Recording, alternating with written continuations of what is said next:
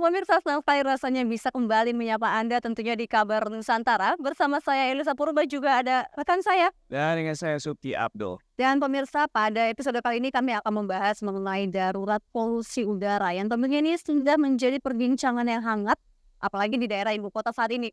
Telah hadir bersama kami pemirsa untuk membahas hal ini, ada Bapak Mulyanto, anggota Komisi 7 DPR RI dari fraksi PKS Dapil Banten.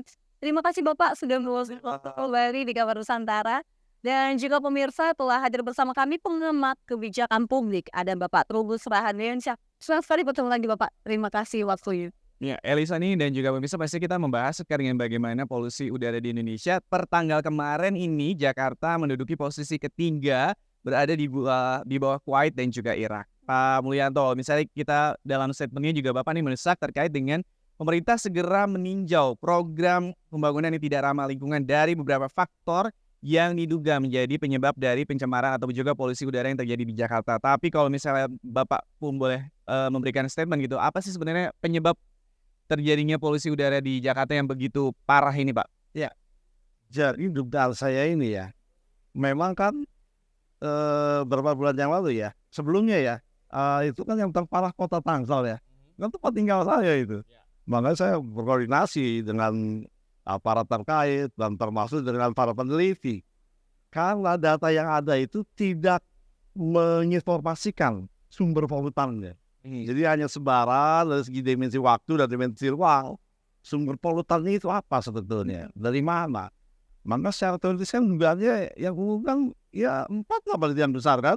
Pertama itu transportasi kendaraan, dalam industri, yang ketiga PLTU, batubara yang apa itu stok file terbuka, pembakaran sampah yang utamanya kan. Nah, sekarang pindah kan jadi ke Jakarta. Kira-kira apa penyebabnya? Nah, saya mendesak kepada Badan Riset Inovasi Nasional yang memiliki peralatan yang canggih, termasuk KLHK, tolong diteliti sumber polutannya apa secara lebih akurat, sehingga kita akan menembak upaya untuk mereduksinya tepat pada sumber itu, gitu kan.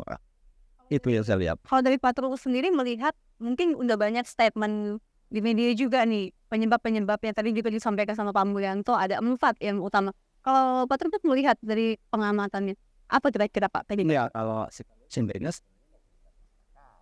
Yang tinggi, oke. tinggi karena mobilitas masyarakat itulah menjadi sumber dari adanya polusi.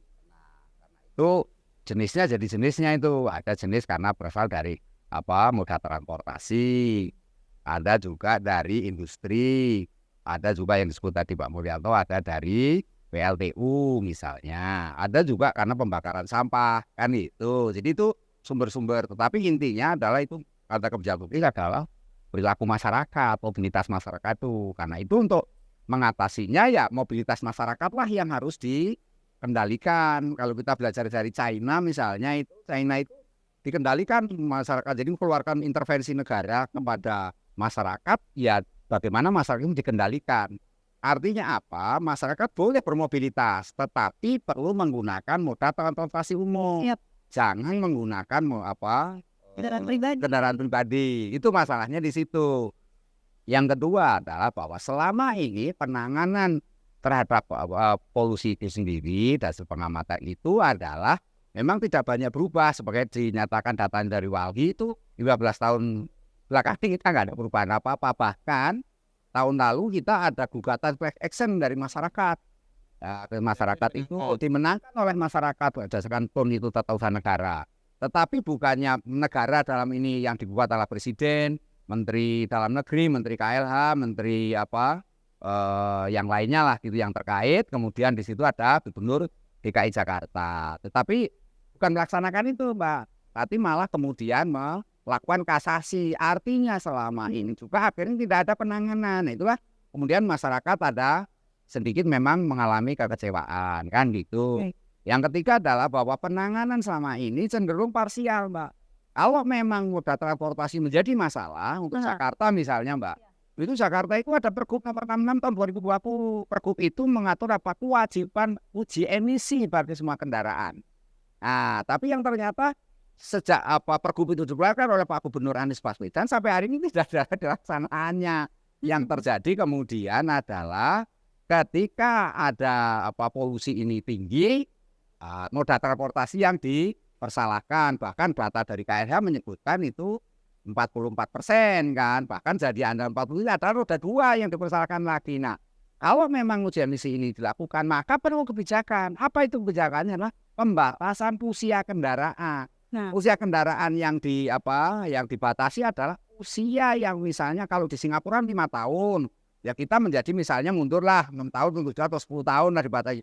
Nah, disitulah kendaraan-kendaraan yang sudah tua itu harus istilahnya pensiunkan lah gitu ya, diliburkan, tidak boleh lalang. Nah, untuk itu juga diperlukan juga kebijakan yang mendukung itu. Jadi kan nggak bisa tunggal, tapi kebijakannya harus saling melengkapi. Misalnya kebijakan terkait dengan ganjil genap. Misalnya yang sudah dilakukan sekarang ganjil genap hanya jangan di Jakarta saja, tapi seluruh Jabodetabek, daerah penyangga harus juga melaksanakan itu. Ada juga misalnya kebijakan IRP, jalan berbayar yang sudah didengarkan itu. Nah, itu tinggal dilaksanakan, itu juga dilaksanakan. Jadi artinya kebijakan dalam penanganan polusi udara itu harus bersifat terintegrasi Mas dengan kebijakan-kebijakan yang lain. Tidak ada kebijakan penggunaan WFH untuk ASN saja, nggak bisa. ASN itu hanya bagian kecil dari sebuah istilah mobilitas masyarakat. Kalaupun mau kita katakan ASN itu adalah yang menggunakan kendaraan umum, enggak juga, banyak juga yang mereka menggunakan transportasi umum, kan gitu Mas.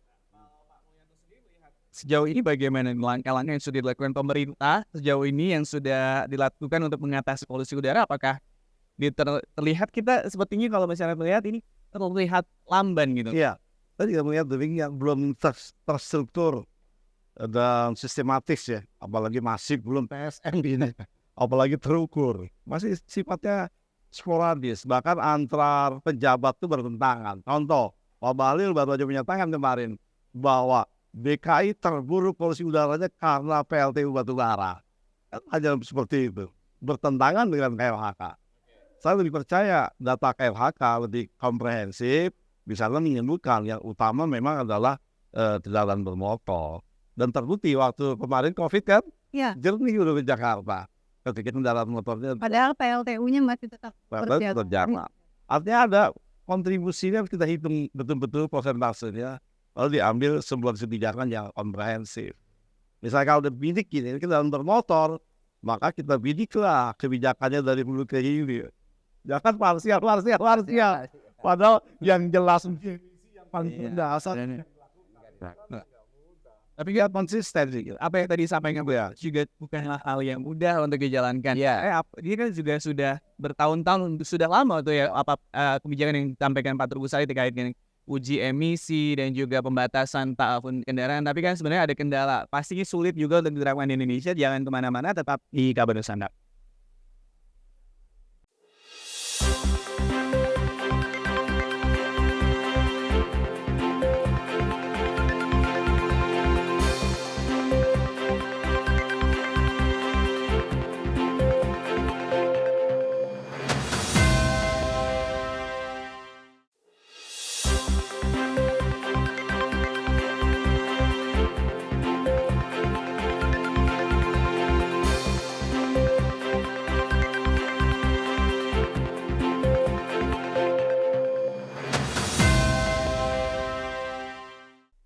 Kembali lagi nih Kabar Nusantara.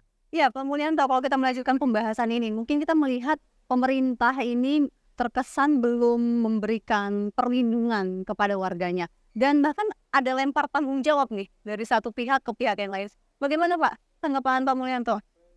Ini ketidakkompakan pemerintah ya. Dan kadang-kadang melihat peluang ini dibawa ke arah bisnis. Contoh, ini kan isu ini merebak itu menjelang dokumen Comprehensive Investment Plan dari JETP. Itu kan deadline-nya kan 16 Agustus. Wah, itu di sana kan di dalamnya tuh mengatur kebijakan investasi untuk penghentian atau pengurangan dari PLTU. Isu meledak dan diarahkan penyebabnya langsung diponis PLTU. Padahal kan belum tentu juga, ya kan? Setelah itu kita lihat solusi di Jakarta. Langsung saja ASN beli motor listrik. Itu tuh kayak bisnis ya. Karena saya menghimbau sekali lagi, pertama pemerintah harus clear dari data. Betul-betul sumbernya diketahui dengan baik prosentasenya, ya lalu ambil kebijakan-kebijakan yang langsung menyasar, yang komprehensif dan efektif. Jangan superficial gitu kan, betul-betul gitu. Karena ini persoalan yang serius ya. Masyarakat sudah menang PT UN, jangan dianggap remeh ini. Ini harus ditangani dengan serius pula. Tentu saja punya resiko ya, memang harus dilakukan, itulah fungsi negara. Pak Trubus melihat ada udang di balik batu seperti yang disampaikan Pak Mulyanto tadi, apakah dengan adanya juga bagaimana nih kan Indonesia sudah menjadi negara misalnya terkait dengan bagaimana insentif pemberian kepada kendaraan listrik dan juga sebagainya? Iya, saya melihat memang ini pemerintah ini ya ada agenda setting yang lain gitu. Jadi dalam hal ini kita melihat apa yang dilakukan pemerintah itu cenderung ya menguntungkan kelompok-kelompok tertentu karena kebijakan publik di Indonesia itu sangat dipengaruhi oleh kelompok-kelompok tertentu itu, Mas. Nah, ini kelompok pemain-pemain ini kalau kita nyebut nanti kalau bahasa yang sederhana ya pokoknya kelompok penekan lah gitu ya, penekan ini yang punya akses kepada pemerintah dan itulah membuat kebijakan. Nah, terkait dengan penanganan polusi ini satu teori yang dipakai adalah teori mengenai cost and benefit. Kalau misalnya cost-nya terlalu besar, benefit yang didapat rendah, pemerintah nggak mau, Mas. Misalnya, ini kalau kita mau tegas melaksanakan apa seperti yang terjadi pada penanganan pandemi COVID. Iya. Berarti apa? Mobilitas masyarakat dikendalikan. Tetapi konsekuensinya pemerintah harus memberikan insentif, bansos kepada mereka-mereka ini ya kan supaya mereka mengurangi aktivitas. Kalaupun itu dilakukan dengan mobilitas boleh berpergian, bermobilitas tapi menggunakan transportasi umum, maka pemerintah harus memberikan insentif yang namanya diskon gratis untuk tiket pengangkutan umumnya itu. Jadi dan itu ke tempat-tempat pemukiman atau perumahan-perumahan itu harus tersedia sampai ke terminal, stasiun itu gratis disediakan oleh pemerintah. Tetapi itu kan kosnya besar yang dikeluarkan pemerintah, benefit yang didapat itu terkait polusi ini kurang menguntungkan, Mas. Yang kedua, pemerintah selalu berpikir bahwa ini adalah masalah musiman. Kalau suatu saat nanti 3 bulan juga selesai, nanti dengan sendiri. Jadi tidak pernah memandang bahwa polusi itu adalah masalah besar sebagaimana COVID. Kalau polusi itu masalah pandemi, ini hanya masalah extraordinary saja gitu ya. Karena tertentu aja. tertentu saja dan tidak menjadi sesuatu yang membahayakan secara keseluruhan. Kalaupun ada perlindungan yang disampaikan Pak tadi, perlindungan kepada kita kan yang menderita tidak hanya saya tapi juga Pak Mulyanto juga semuanya di sini menjadi korban dari adanya polusi ini. Sehingga harusnya yang dilindungi adalah semuanya termasuk anak-anak, yang hamil dan semuanya kan harus dilindungi semua. Tetapi kebijakan yang dikeluarkan pemerintah kelihatan civil service, saya lihat itu. Kenapa civil service? Hanya menyasar kelompok tertentu yaitu ASN saja yang dikendalikan. Begitu sampai ke swasta nggak mau. Kenapa? Karena kalau swasta itu harus berhadapan dengan pelaku usaha. Maka pelaku usaha ini harus diberikan kompensasi. Dulu ada KCPN, Mas, pada saat pandemi COVID. Sekarang nggak ada. BBN itu di APBN nggak ada lagi. Dari mana anggarannya? Nah, itu jadi problem kalau kemudian swasta pun diberlakukan WFH secara menyeluruh. Itu seperti itu. Jadi ini memang konteksnya adalah paling inti, Mas, menurut saya yang terakhir adalah apa? Keberanian pemimpin. Disinilah keberanian pemimpin untuk menerapkan satu kebijakan. Karena sungguhnya semua bersumber ini adalah power, Mas. Ya, power. Jadi entitas yang ada di seorang pemimpin inilah yang dibutuhkan di dalam menangani soal polusi, soal pandemi, soal hal yang sifatnya extraordinary nantinya banyak sekali ya, bencana alam dan sebagainya. Nah, disitulah seorang pemimpin punya keberanian. Kalau pemimpinnya nggak berani ya, ini sampai hari ini jujur ya, Mas, kita belum pernah melihat misalnya Gubernur DKI duduk bersama dengan yang namanya wali kota Tangerang lah, wali kota Depok lah, bupati ini dalam mana pernah ada kan? Harusnya kan ini mereka duduk bersama berkonsultasi. Yang tidak benarnya tetapi paling tidak pemerintah yang memfasilitasi sehingga ditemukanlah musyawarah mufakat. Kan kita Pancasila, musyawarah mufakat saja selesai. Kita solusinya untuk menangani polusi udara seperti apa? Pembakaran sampah, oke, dikendalikan pembakaran sampah. Kalau misalnya tadi PLTU dikatakan sebagai sumber itu, ya sudah PLTU yang berbasis batu bara harus ditutup. Kalau nggak ditutup dikembalikan seperti apa? Kan harus ada alternatif lain, pakai nuklir lah atau apalah, terserah kan. Yang penting kebutuhan terhadap listrik. Nah, sekarang kita semua masyarakat diwajibkan untuk membeli mobil listrik. Arahannya kan begitu, pakai mobil listrik. Tetapi infrastrukturnya nggak ada, sementara kita kebutuhan akan listrik juga tinggi, yang sumbernya dari polusi juga karena sumbernya dari batu bara. Jadi begitu, Mas, memang sebenarnya. Keberanian seorang pemimpin, Pak Wiranto melihatnya gimana nih keberanian dari seorang baik pemerintah dari pemimpin di daerah maupun juga tingkat pusat bagaimana melihatnya? Kalau misalnya juga kita lihat di media ini kan juga saling lempar tanggung jawab, misalnya Ya. dari pihak, industri mengaku bahwa bukan berasal dari mereka sumbernya, ataupun juga seperti apa nih, Pak? Ya, tadi karena datanya nggak cukup akurat ya, sehingga bola-bola itu bisa dilempar-lempar. Tapi kalau akurat, itu clear sumbernya, langsung secara imperatif pemerintah melaksanakan tindakan. Misalnya tadi ya, kalau PLTU scrubber-nya ditingkatkan ya, sehingga nggak akan keluar lagi asap. Fly ash atau bottom ash dikelola dengan baik. Itu imperatif saja KLHK kan. Begitu juga industri lain yang pembangkit diesel, cerobongnya semua dijaga. Untuk kendaraan bermotor, emisinya diukur kan. Nah yang begitu-gitu, itu ya harus ada keberanian, kalau itu kan di sumber kan. Jadi berani atau enggak nih Pak Bapak ya sejauh ini?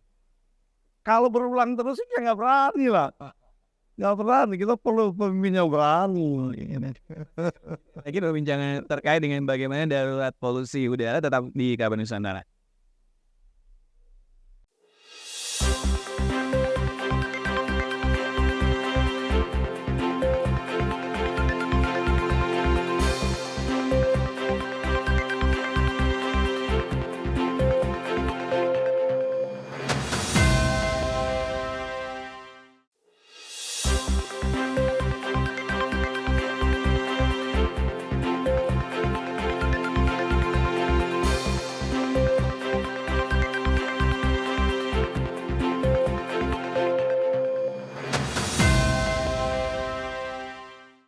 Kita masih membahas terkait dengan bagaimana darurat polusi udara, pemirsa.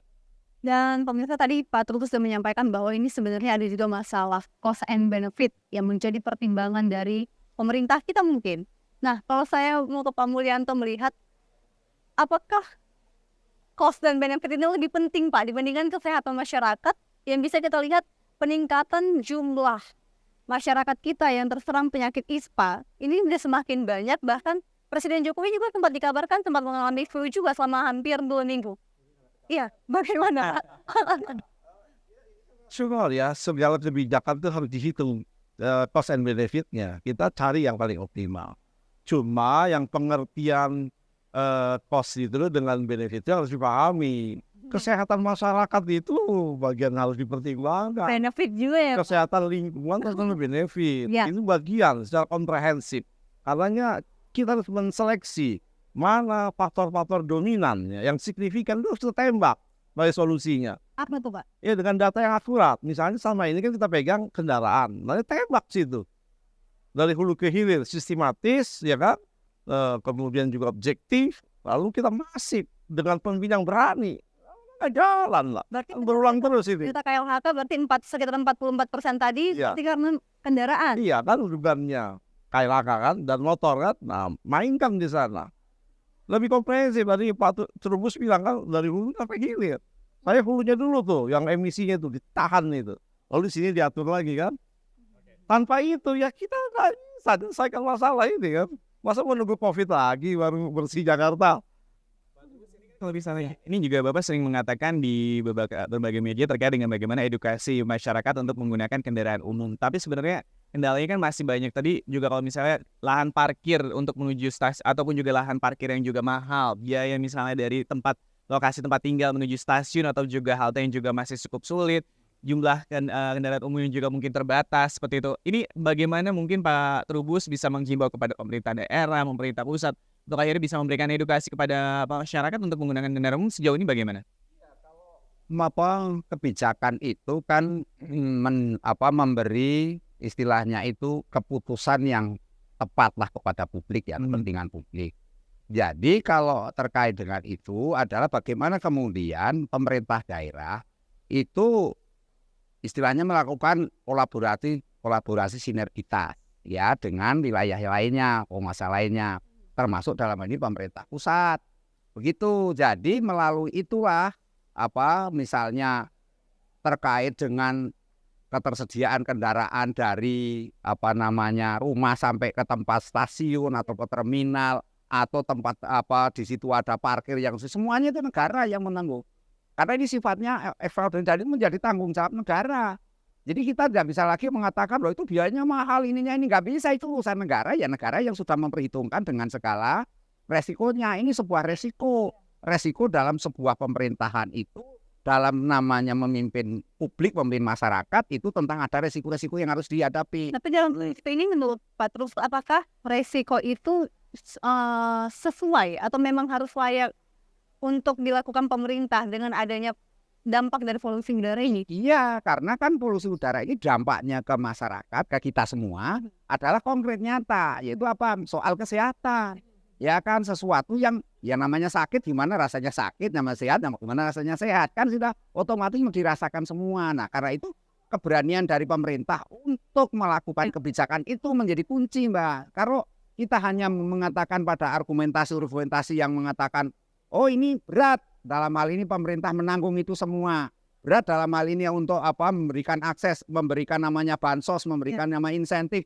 Ya, itu tugas negara, tidak bisa kita dalam ini, kalau di dalam apa konstitusi kita Undang-Undang 45 bahwa negara itu bertanggung jawab atas ya kesehatan, atas apa lingkungan, terhadap apa pemenuhan kebutuhan hak-haknya warga, itu semuanya adalah kewajiban negara. Karena kewajiban masyarakat kan punctum unionis, sudah sebagai warga negara kita sudah menyerahkan kepada yang namanya negara melalui bayar pajak. Ada punctum subjeksionis, secara subjek sampean saya ini percaya kepada negara, ya sudah negara yang ngatur.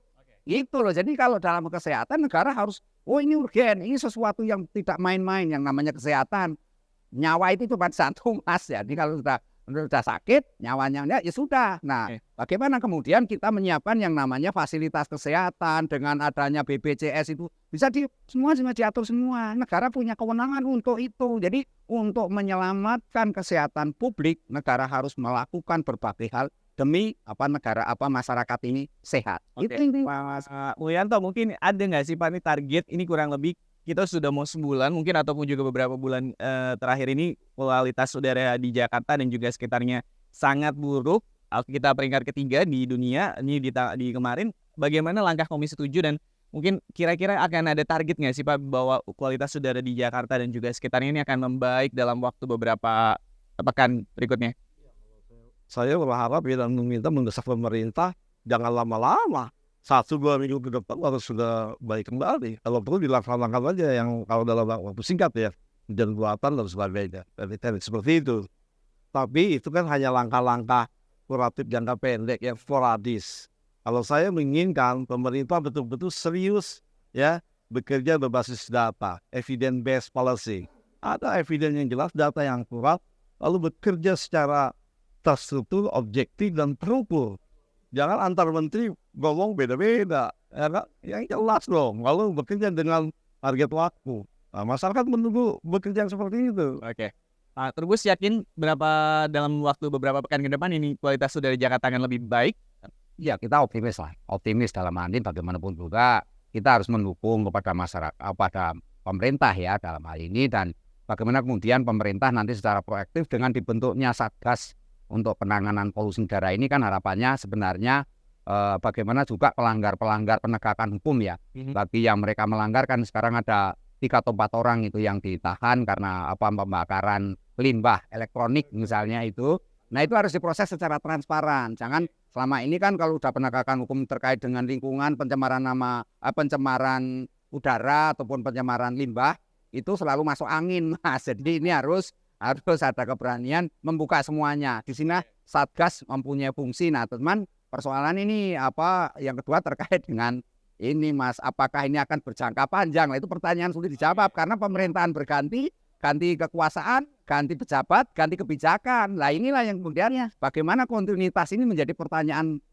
publik yang memang mesti dijawab oleh pemerintah. Keberanian pemerintah juga Ya, tunggu pasti dari tadi keberanian pemerintah, keberanian seorang pemimpin untuk bagaimana bisa memberikan kebijakan yang nantinya bisa berdampak bagi masyarakat. Sekali lagi kita juga berharap buat masyarakat di rumah yang mungkin beraktivitas di luar atau juga di sekitar Jakarta untuk tetap menggunakan masker dan juga pastikan waspada terkait dengan peningkatan dari penyakit ISPA ini ya. Dan sekali lagi terima kasih Pak Mulyanto dan juga Pak Trubus Radiansyah. Saya Suki Abdul dan juga rekan saya. Dan saya Elisa Purba, pemirsa beserta segenap kru TVR Parlemen yang bertugas tentunya mengucapkan terima kasih telah menyaksikan Kabar Nusantara episode kali ini. Dan Sampai jumpa. Sampai jumpa.